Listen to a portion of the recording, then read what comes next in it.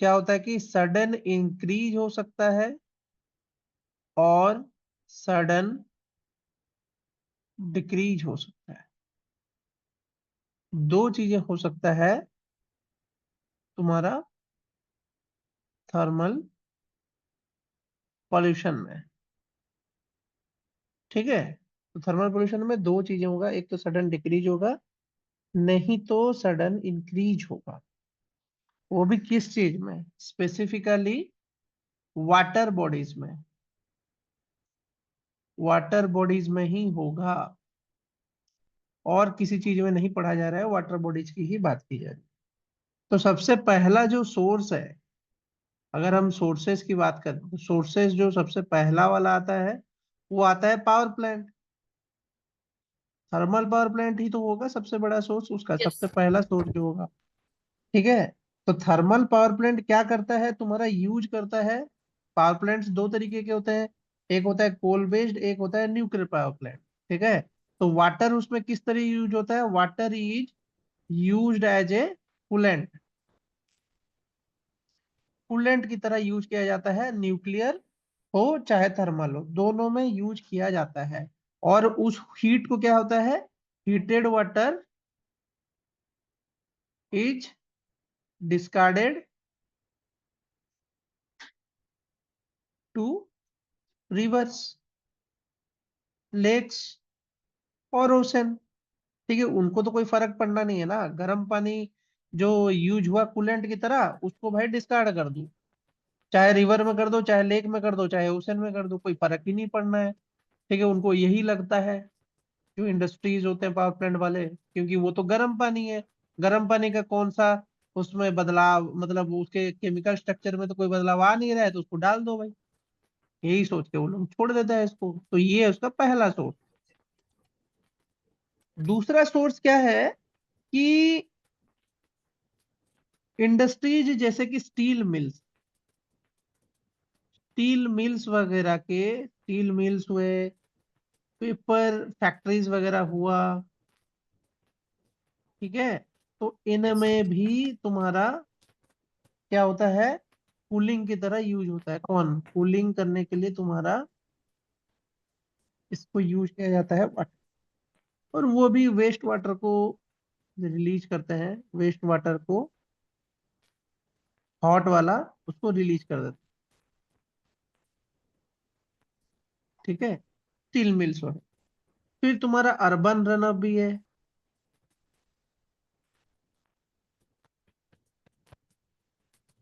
जो कि parking lot वगैरह में होता है।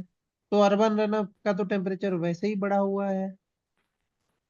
ओके, और तुम्हारा जो सनलाइट से एक्सपोज्ड है, जैसे कि अगर कोई ऐसा इलाका जैसे डेजर्टिफाइड इलाका होगा, जो कि वेजिटेशन नहीं है वहां पे, तो वहां पे भी गर्मी बढ़ेगा, तो वहां पे भी वो पानी जो है गर्म ही होके दिखेगा। ऐसे हैं उसके कारण। तो इससे फर्क क्या पड़ना है? देखो, थर्मल पोल्यूशन होने से एक कुछ कुछ चीजों में फर्क पड़ेगा एक्वाटिक लाइफ। एक तो क्या हो जाएगा? Decrease in DO. ठीक है, डिजॉल्व्ड ऑक्सीजन खत्म हो जाएगा, उसमें डिक्रीजमेंट आएगा, क्योंकि वाटर ज्यादा डिजॉल्व्ड ऑक्सीजन होल्ड नहीं कर पाएगा, जो कि वो कोल्ड वाटर में करता है। वही तो है तुम्हारा जो लानीना और एल नीनो वाली कहानी बताया था। थर्मल, जो तुम्हारा क्या अपवेलिंग होता है, पानी गर्म हो जाता है वहां पे ऊपर, क्योंकि वार्म फेज क्रिएट हो जाता है तुम्हारा सेंट्रल और किसमें? ईस्टर्न पैसिफिक में, कंपैरेटिवली वेस्टर्न पैसिफिक। तो उसके वजह से तुम्हारा मछली का पैदावार खत्म हो जाता है पेरू और चिली कोस्ट में। वो क्यों होता है? वो इसलिए होता है क्योंकि उसमें डिजॉल्व्ड ऑक्सीजन डिक्रीज कर जाता है, जो कि मछलियों को चाहिए। वो एक प्रॉब्लम है। ठीक है, उसके बाद क्या है? Change in metabolic rate. Change in metabolic rate of aquatic organisms, ये भी उसके प्रॉब्लम्स हैं। एक्वाटिक ऑर्गेनिजम्स के मेटाबॉलिक रेट में भी चेंजेस आता है, ये भी उसका प्रॉब्लम है। एल्गल ब्लूम, ये भी है खतरनाक चीज, ये भी होता है। एल्गल ब्लूम बढ़ेगा, रैपिड ग्रोथ हो जाएगा अगर टेम्परेचर बढ़ता ही जाएगा जो कि ऑक्सीजन लेवल को डिक्रीज करेगा। दूसरे बात, लॉस इन बायोडाइवर्सिटी भी होता है, जैसे कोरल रीफ वगैरह, वो तो नहीं जिंदा रह सकते हैं। लॉस ऑफ बायोडाइवर्सिटी, ये भी उसका कारण। ठीक है, तो ये सब रीजंस हैं तुम्हारे क्या, इफेक्ट, थर्मल पोल्यूशन के थर्मल इफेक्ट पोल्यूशन। होते हैं। हाँ, अब इसको रोका कैसे जाए, इसके लिए क्या करना है, कूलिंग टावर्स बैठाने होंगे, कूलिंग पॉन्ड बैठाने होंगे। ठीक है, उसके बाद कुछ ऐसे डिस्चार्जिंग बॉडी बनाने होंगे जिससे कि वो जो वाटर है वो वापस से रिसाइकल हो जाए, उसको रिवर और उसमें नहीं डाला जाए। ठीक है, तो ये सब चीजें हैं जो करना होगा, तभी वो रुकेगा, अदरवाइज तो नहीं रुकेगा। ठीक है, अब मराइन पोल्यूशन का तो बहुत ही सिंपल है। मराइन पोल्यूशन तुम लोग जानते हो, उसमें तो ज्यादा कहानी। अगर मराइन पोल्यूशन की बात करें तो वो तो सारा पोल्यूशन तो लैंड से ही चला जाता है। पिछले क्लास में तो दिखाया भी था ना वो आइलैंड का, जो यस प्लास्टिक सर। वाला आइलैंड का बात प्लास्टिक बताया था। हाँ। 7 प्लास्टिक आइलैंड्स। 7 है पूरे यस सर। वर्ल्ड में, वो कितना खतरनाक चीज है सोचो। वहां पे क्योंकि करंट, ओशन करंट वैसे बने हुए हैं कि वो वहां पे चक्री काट रहा है, जा ही नहीं यस। पा रहा है कहीं, तो करेगा क्या वहां पे। अब उस प्लास्टिक को सोचो, इतना बड़ा प्लास्टिक का वो हब है, उसको रिसाइकल करके उसको यूज किया जाए तो कितना काम आएगा वो चीज, बट कोई करेगा नहीं उसको। ये भी समस्या है, वहां से पैसे लाओ। लगेंगे ना। एग्जैक्टली, उसमें जो पैसा लगेगा उससे और प्लास्टिक बनाना प्रेफर आउट करेंगे। नहीं, उसको प्रोसेस करेगा तो बहुत बड़ा काम आ सकता है, लोगों के लिए काम तो आ ही सकता है। पहले तो लैंड का ही वो प्रोसेस नहीं कर पा रहे, तो वहां का क्या प्रोसेस करें, लैंड का तो पहले कर ले। Yes sir. ठीक है, एक तो मराइन पोल्यूशन का वो इफेक्ट है, सीवेज सोर्स जो है, सीवेज होगा। उसके बाद तुम्हारा आ जाएगा industrial waste, oil spills. Industrial waste, फिर आता है agricultural run off. Shipping emissions. ठीक है, जिसमें कि तुम्हारा मोस्टली फर्टिलाइजर एंड पेस्टिसाइड्स का बहुत बड़ा रोल।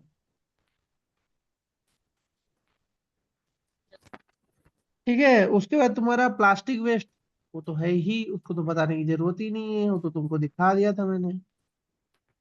प्लास्टिक वेस्ट तो और भी खतरनाक है। फिर फिशिंग गियर्स वगैरह होते हैं, मछली पकड़ने के लिए जो जाल बिछाए जाते हैं उसको भी छोड़ दिया जाता है, वो भी रहता है। फिर तुमने उस दिन बोला था ऑयल स्पिल्स, ऑयल स्पिल्स की वजह से तो एक्सीडेंट होता है बहुत सारा, ये भी है। और तीसरा है तुम्हारा एटमोस्फेरिक डिपोजिशन, एटमोस्फेरिक डिपोजिशन। देखो आर्कटिक में जब गया था 1 साल के लिए, तब मैंने वहां पे देखा था कि वहां के जो स्टेशन है ना, वो मॉनिटर कर रहे थे, दो चीजें खासकर मॉनिटर करते हैं। एक तो वो मॉनिटर करते हैं एटमॉस्फेयर में मर्क्यूरी, और दूसरा वो मॉनिटर करते हैं सल्फर डाइऑक्साइड। ये दोनों ही खतरनाक चीजें हैं जो कि वहां पे ज्यादातर दिखते हैं, क्योंकि मैंने सल्फर डाइऑक्साइड की कहानी तुमको बताई है कि वो क्यों खतरनाक है, क्योंकि वो तो एसिडिक मीडियम में फॉर्मेशन कर देगा ना तुरंत, इसलिए वहां पे उसका प्रेजेंस होना ही प्रॉब्लमेटिक है। उसके बाद आता है इम्पैक्ट ऑफ मराइन पॉल्यूशन, वो तो सिंपल सी बात है, फंसेगा ही प्लास्टिक के, और जो नेट वगैरह है, फिशिंग नेट वगैरह, उसमें फंस के बहुत सारे ऑर्गेनिज्म तो खतरनाक है ही तुमको, वो तो खत्म हो जाता है ना। इसका तो कहानी तुमको पिक्चर दिखा सकते हैं, ऐसा तो फिशिंग नेट में तो फंस जाते हैं ना, फिशिंग नेट प्रॉब्लम,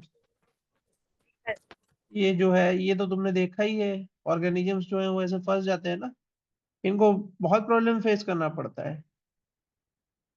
ऐसे जालों में फंस के वो रह जाएंगे, और बहुत समय तक रहेंगे, मूवमेंट नहीं कर पाएंगे, तो उनकी मौत हो जाएगी। सिंपल सी बात है, तो ये तो प्रॉब्लम है ही फिशिंग नेट। इसलिए तो बहुत सारे जो क्या बोले तो एक्वाटिक बायोलॉजिस्ट है, वो सब जाते हैं, वो सब देखो बचाते हैं। अब क्या करेंगे, इसको साफ करना होता है, क्लीन करना होता है। मछुआरे ये सब थोड़ी देखते हैं, मछुआरे तो सिर्फ अपना फायदा ही देखते हैं ना। वो तो इन सब चीजों के बारे में सोचते नहीं है। अब देखो ये प्लास्टिक के फिशिंग नेट होते हैं और एक होते हैं तुम्हारे लोहे के, दो फिशिंग नेट होते हैं। तो सोचो कितना फिशिंग नेट पड़ा हुआ है। ठीक है, तो इसको प्रॉब्लम्स है, ये सब इम्पैक्ट है, उसके वजह से हैबिटेट डिग्रेडेशन और हैबिटेट डिस्ट्रक्शन ये सब होता है। उसके बाद क्या है, पॉल्यूटेंट डैमेज कर सकता है तुम्हारा मराइन लाइफ को, क्योंकि टर्बिडिटी बढ़ जाएगी तो उससे भी प्रॉब्लम्स हो सकता है कोरल रीफ्स एंड मैंग्रोव्स वगैरह। ठीक है, यूट्रोफिकेशन भी एक बड़ा प्रॉब्लम है जिसके वजह से एल्गल ब्लूम वगैरह होगा, तो वो भी थ्रेट कर सकता है। ठीक है, अब इसका तो एक ही तरीका है भाई, रिड्यूज रीयूज और रिसाइकल कर दो सिंगल यूज प्लास्टिक को। उसके बाद क्या है, वेस्ट वाटर ट्रीटमेंट को बढ़िया से करो। ये सब उसके स्टेप्स है। सस्टेनेबल एग्रीकल्चर करो जो कि बहुत ईजी है। फिर आता है इंटरनेशनल रेगुलेशंस का पालन करो अच्छे से। और लास्ट में तुम्हारा बायो रेमेडिएशन प्रोसेस वगैरह करोगे तो भी हो जाएगा। अब ऐसा है जैसे कि बायो रेमेडिएशन इन लेक कैसे करोगे, ऐसे ही करोगे। देखो ये सब वगैरह पेड़ लगाते हैं, देखो ऐसे ऐसे पेड़ लगाए जाते हैं लेक बॉडीज में। ये देखो ये सब है, ऐसे किया जाता है। ठीक है, कुछ पेड़ लगाए जाते हैं, कुछ माइक्रोब्स छोड़े जाते हैं, स्प्रे किए जाते हैं। ठीक है, जब लेक का कंडीशन ऐसा होता है, लेक क्लीनिंग मैकेनिज्म को यूज किया जाता है। तो बहुत सारे तरीके हैं जिनसे वो करके उसको फिर बायोरेमिडिएट करके छोड़ोगे तो ये सब मराइन पोल्यूशन जो है वो थोड़ा कम हो जाएगा। ठीक है, तो ये सब उसके कहानी है किसमें, मराइन पोल्यूशन। कोस्टल मैनेजमेंट, देखो कोस्टल मैनेजमेंट वही है, उसमें कैसे मैनेज करना है। इसके बाद जो इम्पोर्टेंट पोल्यूशन है वो है रेडियो एक्टिव पोल्यूशन। ये तो भाई वही न्यूक्लियर रिएक्टर वाली कहानी है। रेडियो एक्टिव पोल्यूशन जो है वो न्यूक्लियर रिएक्टर वाली कहानी से ही शुरू होता है। Radio active pollution. क्या चांद जी इतने दिन से गायब थे, कहाँ थे? आपकी आवाज नहीं आ रही है, वॉल्यूम ऑफ ऑन करेंगे तभी तो बात होगी। सर यही थी। आते ही नहीं थे अब क्लास।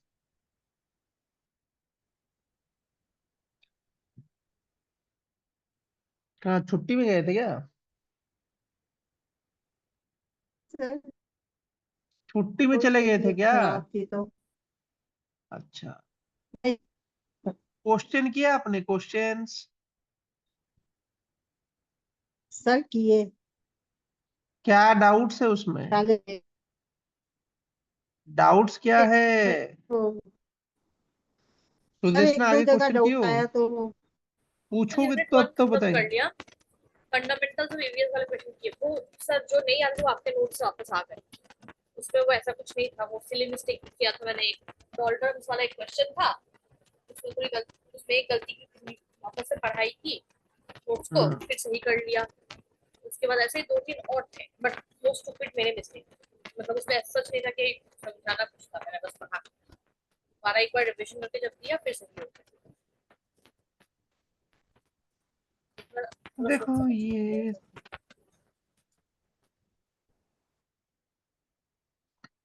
देखो nuclear accident, nuclear weapon, nuclear power plant सब इसमें रोल प्ले करते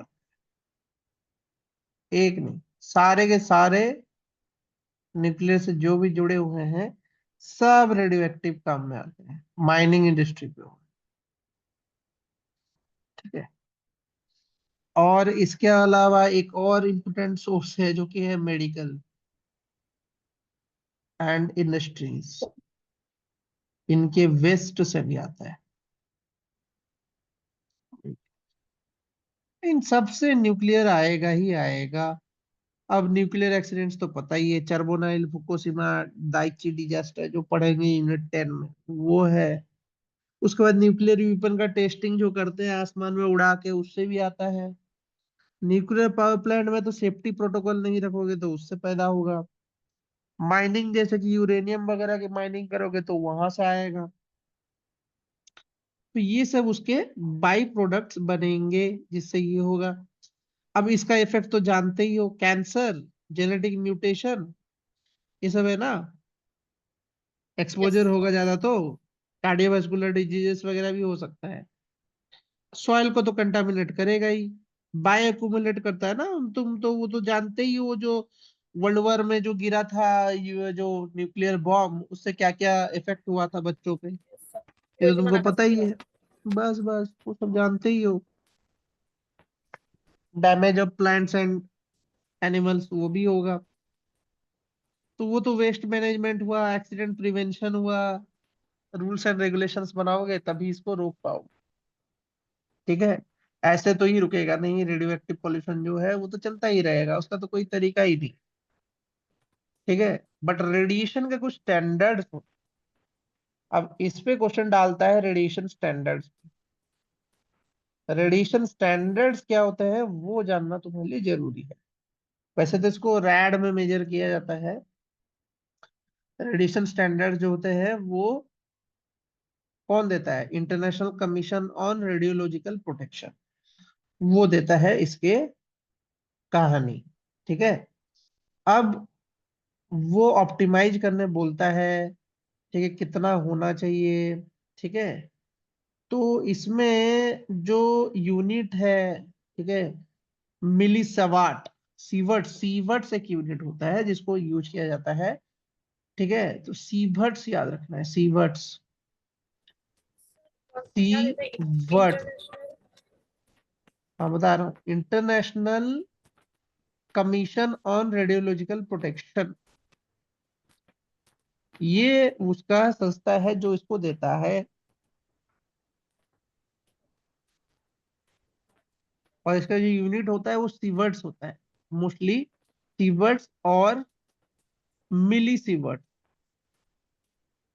ठीक है, इन्हीं में मेजर किया जाता है तुम्हारा कौन सा, ये वाला जो पार्ट। रेडिएशन। जनरल पब्लिक, अगर जनरल पब्लिक की बात, जो जनरल पब्लिक है उसकी बात अगर की जाए, उसको एक ईयर में सिर्फ 1 मिली सीवर्ट तक का ही एक्सपोजर देना चाहिए, उससे ज्यादा नहीं।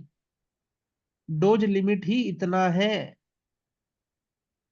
मेडिकल प्रोसीजर के दौरान अगर कोई बीमार है, उसको इतना ही सीवर्ट का तुम रेडियो एक्टिव सब्सटेंस से एक्सपोज कर सकते हो, उससे ज्यादा नहीं।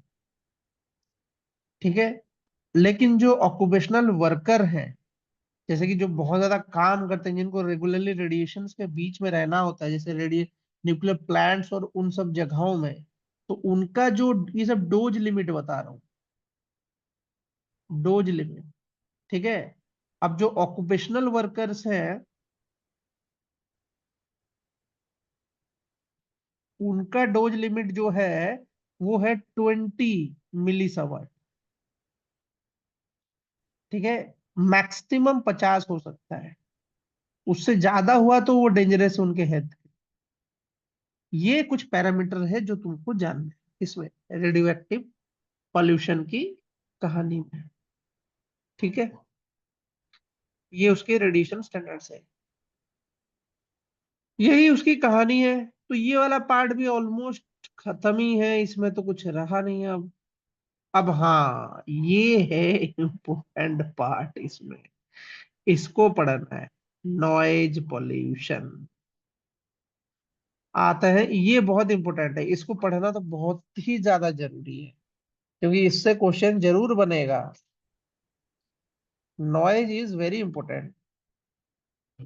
अब नॉइज में अगर हम बात करते हैं, नॉइज किसे बोलते हैं, चांद जी बताएंगे।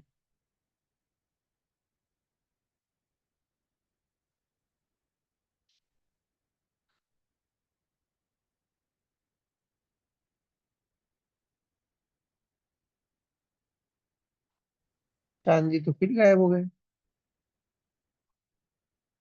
सर आवाज आ रही है? हम्म। हाँ, तो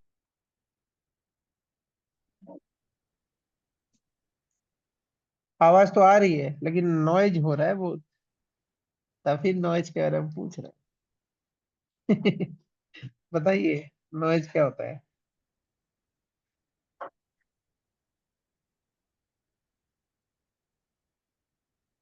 नॉइज क्या होता है? चांद जी की आवाज नहीं आ रही है। फिर इसमें क्या होता है नॉइज? अनवांटेड नॉइज मतलब जब साउंड ज्यादा हो जाए बेसिकली, अनवांटेड या जो हार्म साउंड होता है जो मेंटल और हियरिंग प्रॉब्लम्स कॉज कर सकता हम्म। तो इसके कुछ लिमिट बना रखे होंगे। है। ऐसे डेसिबल है क्या सर? नॉइज पोल्यूशन मतलब इसके ऊपर अगर नॉइज हो जाए तो वो नॉइज पोल्यूशन हो जाता हम्म। इसको किस में मेजर किया जाता है? इसका एक लेवल होता है है। जिसको हम बोलते हैं डेसिबल, है ना। नॉइज को लेवल्स में मेजर किया जाता है, ठीक है। लेवल्स में जो मेजर होता है वो डेसिबल यूनिट में मेजर होता है, तो उसको हम डेसिबल्स बोलते हैं। करेक्ट। तो सीपीसीबी जो ऑर्गेनाइजेशन है उसने बना रखा है, अलग अलग नॉइज के लेवल बना रखे हैं अलग अलग जगह के लिए, ठीक है। तो अगर हम बात करते हैं लेवल क्या है, इसमें क्वेश्चन पूछा जाता है डे और नाइट वाला कॉन्सेप्ट। डे और नाइट का कॉन्सेप्ट पूछ लिया जाता है। डे में कितना चाहिए भाई? उसमें याद रखना है तुमको निमोनिक्स ICRS, इतना ही याद रखना है। ICRS, ठीक है। IC मतलब इंटीग्रेटेड सर्किट, ठीक है। RS का क्या बना सकते हो?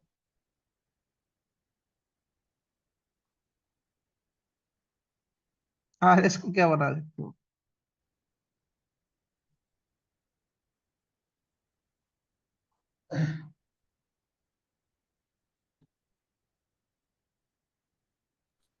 वैसे याद बताओ। तो है।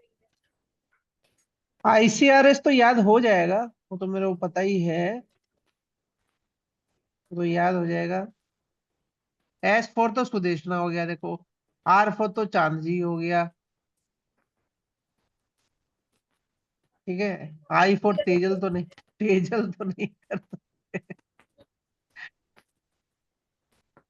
और R पर अजय जी नहीं कर सकते। दो वर्ड तो मैच कर जा रहे हैं। दो वर्ड तो मैच कर रहे हैं, लेकिन ये दोनों मैच नहीं कर रहे, ठीक है। I फॉर इंटेलिजेंट याद कर लो, C फॉर तुम्हारा क्या बोले तो कूल याद कर लो, R फॉर तुम्हारा क्या बोले तो रोमियो, S फॉर क्या बोले, कुछ भी याद कर सकते हो जो तुम्हारा मन करे, लेकिन शॉर्ट फॉर्म रखोगे तो जल्दी याद होगा चीजें, ठीक है। ICRS, बस इतना याद रखोगे। I फॉर क्या हो जाएगा? इंडस्ट्रियल, ठीक है। C फॉर क्या हो जाएगा? कमर्शियल। R फॉर हो जाएगा रेसिडेंशियल। और S फॉर हो जाएगा साइलेंस। इतना ही तो याद रखना है। मिस्टेक करोगे अगर इसको ढंग से नहीं कर पाओगे तो मिस्टेक यहीं पे हो। मिस्टेक क्या होता है देखो, इसमें होता है 75, ठीक है। और इधर होता है 70, 5 का गैप होता है, ये याद कर लो, ठीक है। फिर उतरोगे नीचे तो क्या हो जाएगा? 10 का गैप आ जाएगा, 65, ऐसे याद करो कि गैप कितना बन रहा है। यहाँ पे क्या हो जाएगा? यहाँ पे भी 10 का गैप हो जाएगा, तो ये बन जाएगा 55। करेक्ट। फिर क्या हो जाएगा? फिर 10 का गैप बन जाएगा। नहीं, वो क्या होगा फिर? इसका लोअर लिमिट आएगा, हाँ 10 का गैप बनेगा, फिर 10 का गैप बनेगा, 55 हो जाएगा, ठीक है। इधर 55 होगा तो इधर कितना होगा? फिर 10 का गैप होगा, 45, ठीक है। अब उसके बाद तो साइलेंस जोन में पहुंचोगे तो फिर लास्ट में 5 का गैप, 50, और इधर हो जाएगा 10 का गैप, 40। ऐसे याद करना है, गैप कितना है याद कर लोगे तो हो जाएगा, ठीक है। अब 75 से शुरू किए, गैप से याद कर लोगे तो इसमें कभी दिक्कत नहीं है।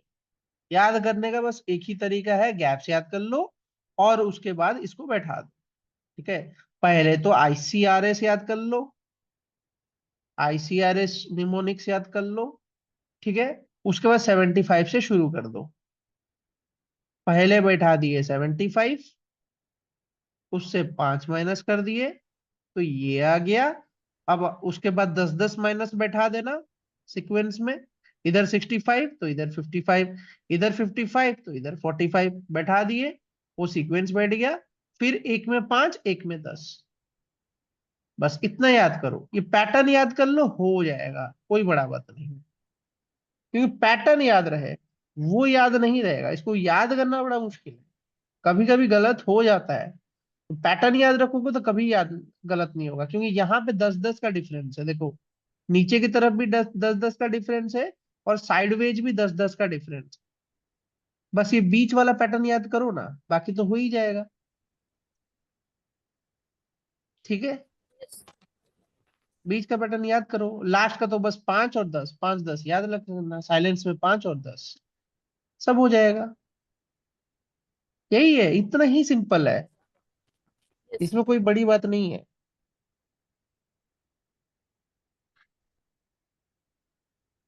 तो ये तुम्हारा कहानी है। अब आता है, कभी कभी तुमको एक चीज पूछता है, कौन सा चीज पूछता है? L10, फिर पूछता है L90। इसका अर्थ क्या है? L10 और L90, अगर ऐसे चीजें बोलेगा तो इसका मीनिंग क्या होता है वो जानना तुम्हारे लिए जरूरी है। देखो, जब मैं L90 बोलता हूं तो L90 का अर्थ क्या होता है? Sound level that is exceeded for 90% of the measurement period। मतलब क्या है समझो। देखो, ये है तुम्हारा रोड, ठीक है। अब इसमें जो है चांद जी गाड़ी चला रही है, ठीक है, स्कूल से आई है और घर की तरफ जा रही है। ठीक है, स्कूल से आ रही है और घर की तरफ जा रही है। तो क्या है, आधे नींद में है, एकदम बहुत बढ़िया नींद में है, होशो हवास तो है बट नींद बहुत आ रही है उनको। वो क्या कर रहे हैं, गाड़ी तो चला रहे हैं। अब क्या कर रहे हैं, इतना हॉर्न मार रहे हैं, टो टो टो टो करके, पो पो पो पो करके हॉर्न मारे जा रही है, क्योंकि आ रही है उनको नींद। रास्ता खाली मिलेगा तब आराम से उड़ा के चली जाएंगी, तो हॉर्न मार रही है दबा के। यहाँ पे हॉर्न निकल के बाहर जा रहा है, ठीक है, बहुत जोर जोर से हॉर्न जा रहा है, करेक्ट। अब उनके गाड़ी का जो हॉर्न है वो है, मान के चलो रेसिडेंशियल है तो 55 dB का है साउंड। ठीक है, अब क्या हो रहा है, कभी नींद, कभी जाग जा रही है, कभी बढ़िया से चला ले रही है, कभी उनको नींद आ जा रही है तो हॉर्न जोर जोर से मार के चला रहे हैं। तो अगर वो अपने पूरे स्कूल से लेके होम तक के रास्ते में टोटल अगर उनको लगा है 1 आवर, ठीक है, और L90 मतलब उन्होंने इतना हॉर्न मारा है, मतलब क्या है, इस 1 घंटे का 90%, मान के चलो 1 घंटे का 90% मतलब है कितना होगा, 0 0 कट जाएगा, 9×36 मिनट। उन्होंने अगर अपने पूरे 1 घंटे के 36 जर्नी होगा में सर। 36 मिनट तक, 36 मिनट तक उन्होंने क्या हॉर्न मारा है, जिसका साउंड का लेवल जो है वो 50 डेसिबल है, तो इनका L90 कितना हो जाएगा, 50 ये हो जाएगा। L90 टाइम पीरियड को बताता है, ये चीज याद रखना। 90% ऑफ टाइम पीरियड को अगर कवर किया जा रहा है तो उस टाइम में जो सबसे ज्यादा साउंड प्रोड्यूस कर रहा होगा वो होगा उसका L9। करेक्ट, ये है उसकी कहानी। L10 मतलब 10%, खत्म। 90% 10%, 90% 10, 90% 10।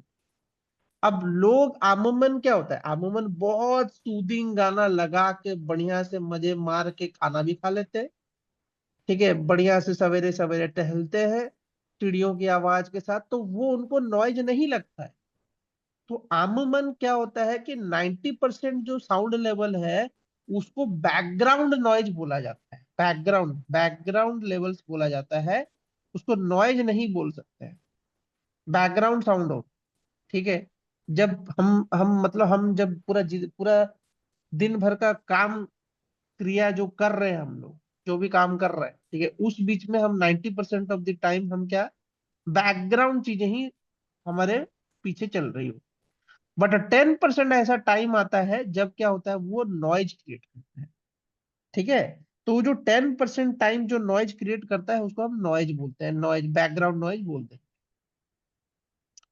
ठीक है, तो ये चीज याद रखना है। तो 90% पीरियड जो है वो तुम्हारा नॉइज नहीं है, 10% वाला जो है वो तुम्हारा नॉइज को क्रिएट करने के लिए बोला जाता है। बस इतना ही उसकी कहानी है, यही मैं तुमको पूछेगा।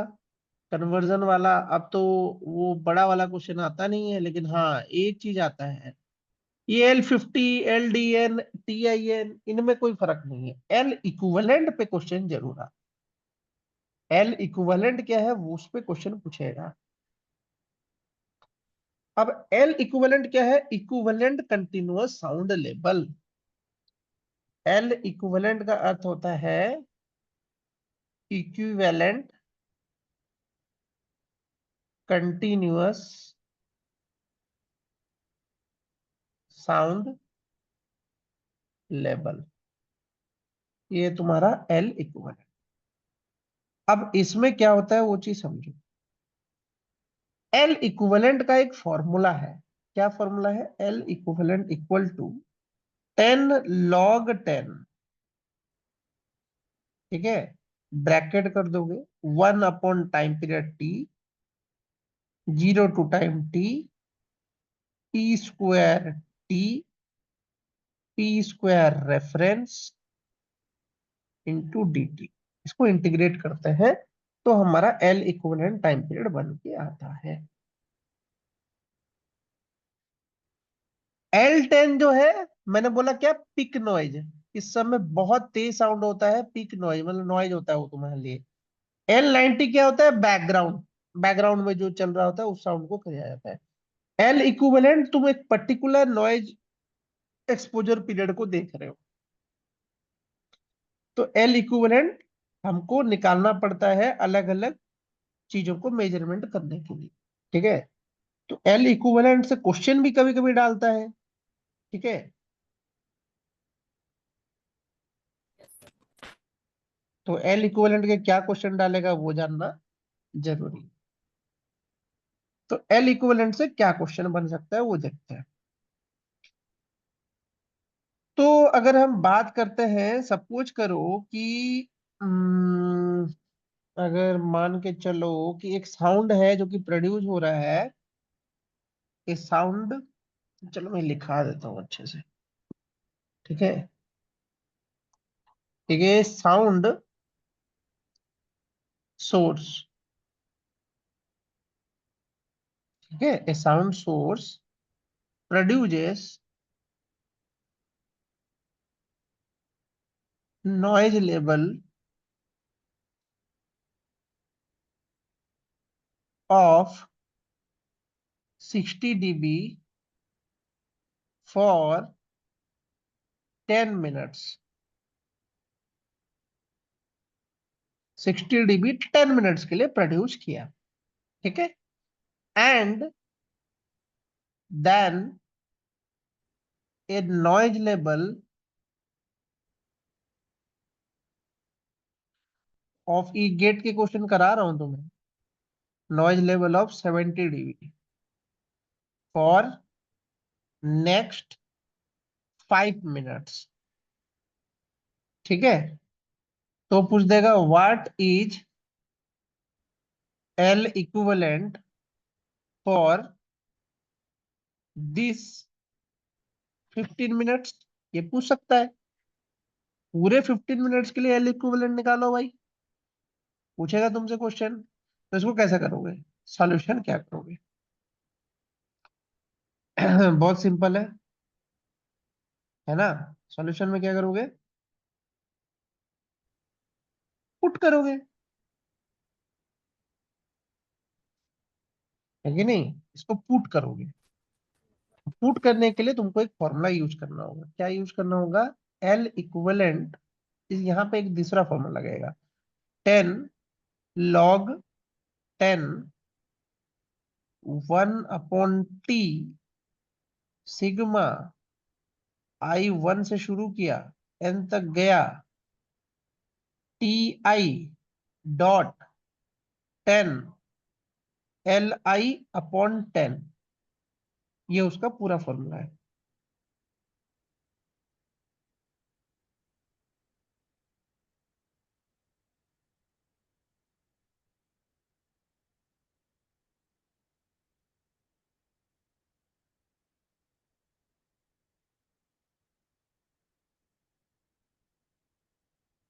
ठीक है,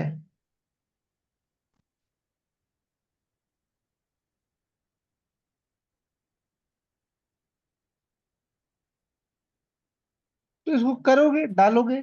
Li जो है तुम्हारा पर्टिकुलर पॉइंट है, Ti जो है तुम्हारा वो है, तो इसका जो सॉल्यूशन बनेगा वो तुमको पर समझ में आ ही रहा होगा। 10 डाल के यहाँ 1/t कर दोगे, फिर तुम इसमें क्या करोगे, Ti मतलब क्या दिया है, 10 मिनट दिया है पहला वाला, ये 10⁻60/10 करोगे, ये एक होगा। फिर क्या करोगे, 5 मिनट दिया है, 5 × 10⁻70/, ये फॉर्मूला लगाओगे और उसके बाद आंसर निकालोगे, ये तो पूरा 15 मिनट कि तुम्हारा L इक्विवेलेंट आ जाए। ऐसे इसको सॉल्यूशन बना दोगे तो तुम्हारा आंसर आ जाए। ठीक है, वो तो 10⁻6 होगा, 10⁻7 होगा, 5 10 मल्टीप्लाई करोगे आंसर आ जाए। आगे समझ में, यही कहानी। L इक्विवेलेंट में ऐसे क्वेश्चन आता है। Yes, sir.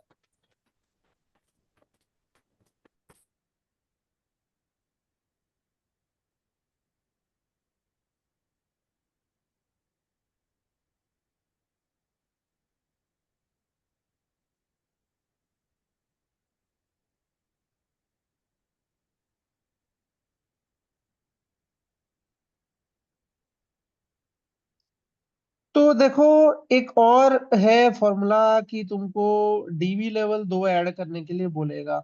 सपोज करो 2 डीवी को तुमको ऐड करने बोलेगा, तो उस केस में क्या करो, अगर 2 डीवी लेवल ऐड करने बोलेगा। ठीक है, मतलब 80 डीबी दिया होगा, कभी कभी ये भी क्वेश्चन आता है 80 डीबी दिया होगा, 85 डीबी दिया होगा।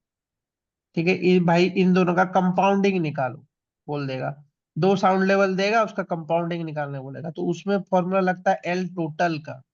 तो एल टोटल का क्या फॉर्मूला होता है, 10 log 10, इसमें सीधा लोगे L1/10 प्लस 10 L2/10, मतलब 10 log 10 10⁸ प्लस 10⁸8.5, ऐसा आएगा।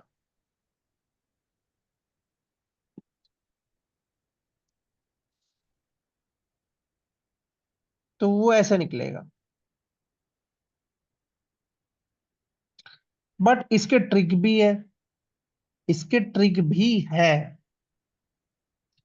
देखो,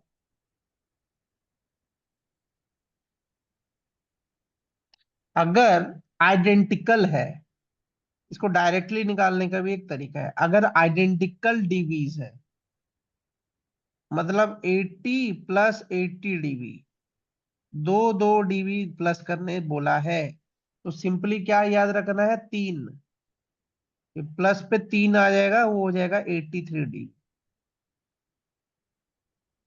आइडेंटिकल डिवीज के लिए 3 हायर होता है, 3 डालना होता है, जो उस पे होता है 3 ऐड कर दो, कंबाइंड वाले में 3 ऐड कर दो अगर आइडेंटिकल डीवी लेवल्स है।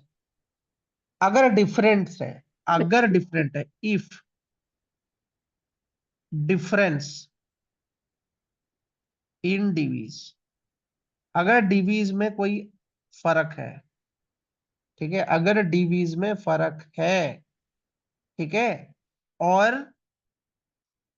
डीवीज जो है, डीवीज का जो डिफरेंस है, उन डीवीज का जो डिफरेंस है वो लेस देन 1 dB है, ठीक है, तो करोगे add 3 dB to the higher level. और इफ अगर डीवीज का डिफरेंस, ठीक है, एक अगर डीवी का डिफरेंस किससे किसके बीच में, 4 to 9 dB के बीच में, ठीक है, तो ऐड करोगे 1 dB to the higher level, ठीक है। और अगर डिफरेंस ग्रेटर देन 10 dB है, तो जो कंबाइंड होगा वो पूरा सेम टू सेम होगा, सेम एज हायर लेवल। अब क्लियर हो गया? ये ट्रिक याद रखना है। सर अगर डिफरेंस 2 या 3 हुआ तो? दिखा देते हैं ना, दिखा देते हैं। ये वाला जो है इसका एग्जांपल लो, 80 और 80.5, तो इसका हो जाएगा 83.5। हायर वाले में +3 कर देना है। अगर एक डिफरेंस हुआ 80 और दूसरा हुआ 85, दोनों के बीच का डिफरेंस क्या है, 4 और 9, 5 के बीच में है, तो हायर वाले में ऐड करो 86 कर दो, 1 कर दो प्लस, तो 86 हो गया। अगर एक 80 है दूसरा है 91, ठीक है, तो सेम होगा, 91 ही होगा कंबाइंड। आया समझ? यही ट्रिक है और कुछ नहीं। नहीं सर, मैंने पूछा अगर डिफरेंस 2 या 3 डिग्री का हुआ तो? तब भी हायर ही ऐड करोगे। ना ऐड करेंगे सर, लाइक 4 से 9 हुआ तो 1 dB ऐड करेंगे, लेस देन 1 हुआ हम्म तो 3 dB ऐड करेंगे। अगर अगर डिफरेंस 2 या 3 dB का हुआ तो कितना ऐड तब वो करेंगे? फॉर्मूला यूज करोगे ना, वो फॉर्मूला यूज।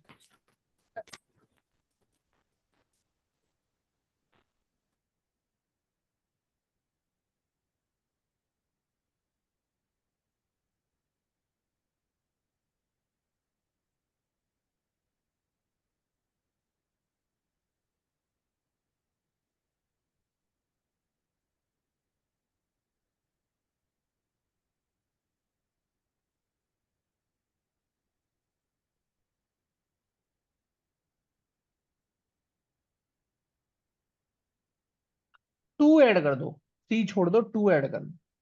अगर दोनों के बीच का डिफरेंस होगा, आ, हाँ याद आ रहा है, दोनों के बीच का डिफरेंस अगर तुम्हारा 2 हो रहा है या 3 हो रहा है, एग्जैक्टली 3 हो रहा है या एग्जैक्टली 2 हो रहा है, तो उस कंडीशन में 2 ऐड करना, हायर साइड में 2 ऐड, ठीक है। ये इसको याद कर लेना, गलती मत करना इसमें। डीवी लेवल हो गया, नॉइज पोल्यूशन स्टैंडर्ड पढ़ा दिया, एक्टिव एंड पैसिव मेथड्स। अच्छा, नॉइज पोल्यूशन को रोकने के लिए एक्टिव और पैसिव मेथड्स की बात, तो नॉइज पोल्यूशन को रोकोगे कैसे, एक्टिव और पैसिव मेथड क्या होंगे इसके?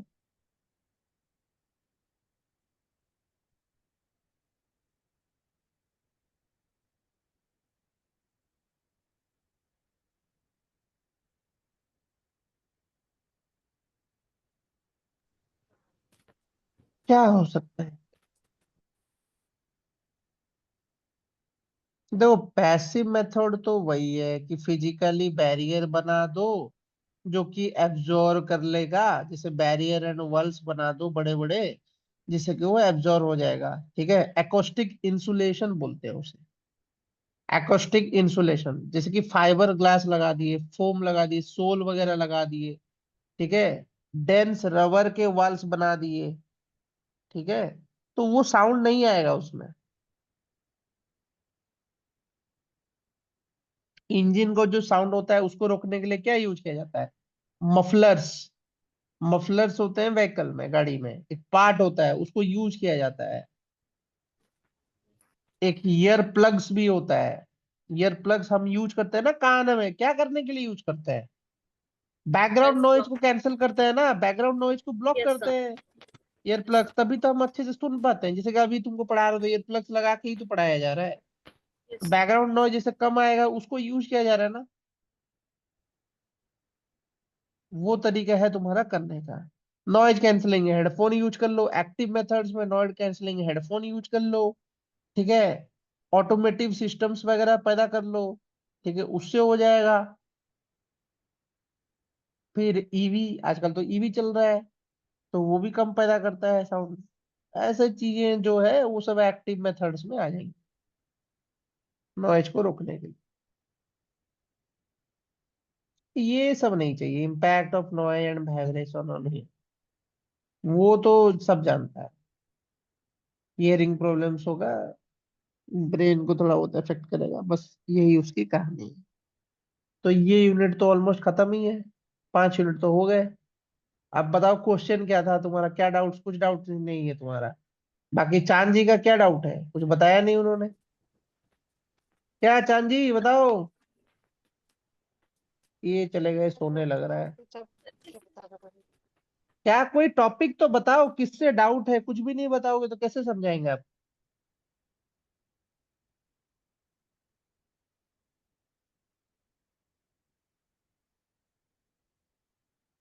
5 यूनिट खत्म, अब बचा है और 25 दिन के अंदर खत्म करेंगे इसको। आप क्या करेंगे? इसके बाद पढ़ेंगे ये वाला, ये भी तो बड़ी यूनिट है, इसको पढ़ना ही पड़ेगा, इन्वायरमेंटल बायोलॉजी। अब करेंगे ये इसको और। अच्छा लगा, ये अच्छा लगा। हाँ तो ये यूनिट इजी भी तो है, तभी एनर्जी तो एंड अच्छा। एनवायरनमेंट भी बचा हुआ है। हाँ एनर्जी, लेकिन मैं सोच रहा था पहले सॉलिड वेस्ट पढ़ा दूं फिर उसमें हाँ घुसूं। हाँ sir, solid solid waste waste, solid waste थोड़ा अच्छा रहेगा, उसको पहले पढ़ना अच्छा चीज है। तो सॉलिड वेस्ट को करेंगे, सॉलिड वेस्ट पहले करेंगे। क्या चांद जी कुछ बताओ, क्या है डाउट? जो देखना पड़ेगा दोबारा देख के दोबारा देखना पड़ेगा। अरे आप ना सिलेबस को सबसे पहले प्रिंट करो, सबसे जरूरी चीज है। आप ऐसे मतलब हवा में तीर मत मारो, मैं बता रहा हूँ सिलेबस को प्रिंट करो। जो टॉपिक में आपको पूरा ही कॉन्फिडेंट है कि इस टॉपिक में आपको कोई दिक्कत नहीं है, उन सब टॉपिक्स को हटा दो, उन सब टॉपिक्स को नहीं घुसेंगे। जिन टॉपिक्स में आपको दिक्कत है उन टॉपिक्स में घुसो और उनके क्वेश्चन ढूंढो, प्रीवियस ईयर में उनके क्वेश्चन ढूंढो और उन क्वेश्चंस को लगाने की कोशिश करो। अगर उनमें डाउट्स आ रहा है तो वो पूछो, ये तरीका होता है पढ़ने का। अब जो टॉपिक आपको आता है, पीएचडी कर लियो, उसको क्या है उसमें दिमाग खपाना है? जो नहीं आता है उसमें घुसेंगे, उन टॉपिक्स को करेंगे तो उसमें घुसेंगे। अब क्वेश्चन पूछोगे तभी तो बताएंगे, नहीं पूछोगे तो वैसे भी नहीं बता पाएंगे। ठीक है, तो आप कोशिश करो कि जो आपको उस ऐप में क्वेश्चंस पड़े हुए हैं उनको ट्राई करो। अगर वो नहीं बन रहे हैं तो पूछो, ठीक है। वैसे तो वो इजी ही क्वेश्चन होंगे सारे, नॉन इजी क्वेश्चन अब आ रहे हैं। अभी तो आपको प्रीवियस ईयर का क्वेश्चन बना लेना चाहिए।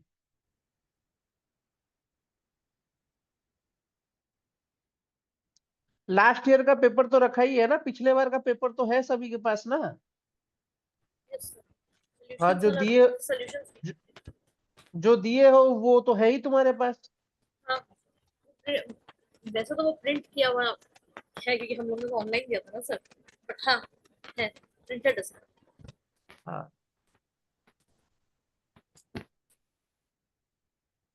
तो जब है तो उससे सॉल्यूशन बनाओ और क्या। अभी तक तो मैं बहुत सारे क्वेश्चन बता चुका हूँ ना, तो उसकी सॉल्यूशन तो बनाओ सर बना कम से ली, कम। हाँ जो हमने पहले पहले भी डिस्कस किए थे।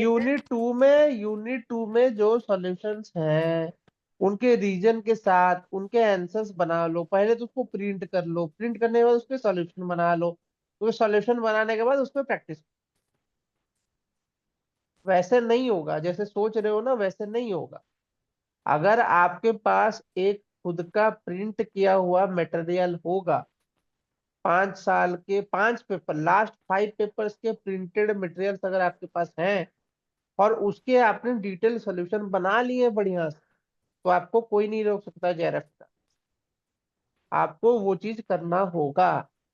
एनी हाउ 5 लास्ट पेपर को डाउनलोड करके, उसका प्रिंट निकाल के, उसका आंसर कीज निकाल के रखना है, और आंसर कीज के साथ उसका डिटेल सोल्यूशन उसी पेज पे बनाना है।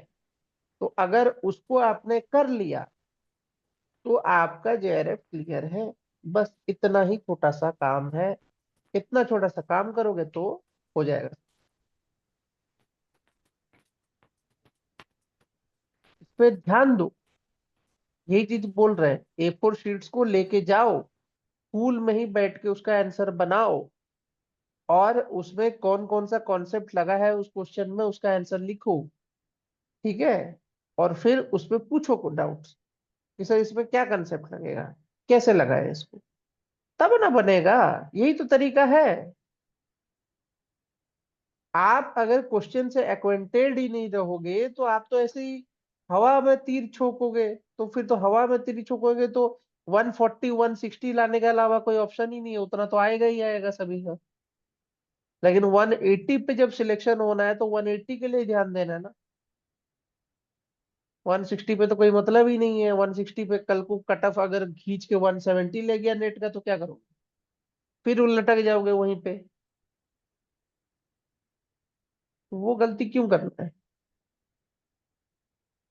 अभी तो आपको जेके पीसीएस का पेपर अगर आपने भरा है तो उसके भी आपको बनाने होंगे। क्या प्रीवियस ईयर क्वेश्चन के आपको पूरे डिटेल सॉल्यूशंस पता होने चाहिए कि हाँ इसके वैसे इसके वैसे इसके वैसे ये चीज हो, तभी करो, तब होगा, ऐसे नहीं होगा।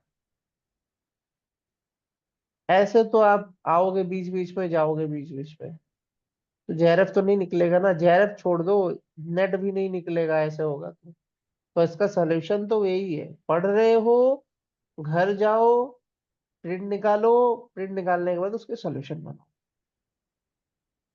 डिटेल सॉल्यूशन उसी पेज पे। अलग से कॉपी में बनाने से कोई फायदा होगा नहीं। प्रिंट निकाल के उसके एक साइड प्रिंट निकालना है, एक साइड उसका सॉल्यूशन बनाना है। तो उतना टाइम दोगे तो बन जाएगा, कोई बढ़िया बात नहीं। उतना टाइम दो, वही चीज समझा रहे हैं, हो जाएगा उससे, करोगे कोशिश तो। ठीक है, तो चलिए। अभी नई यूनिट तो बाद में पढ़ेंगे, इस क्लास में नहीं पढ़ेंगे। नया यूनिट नए क्लास में, कल पढ़ेंगे नया यूनिट, सॉलिड वेस्ट। बायोलॉजी को अभी रख, सॉलिड वेस्ट करेंगे, फिर बाद बायो, वो इजी यूनिट है, उसको बाद में भी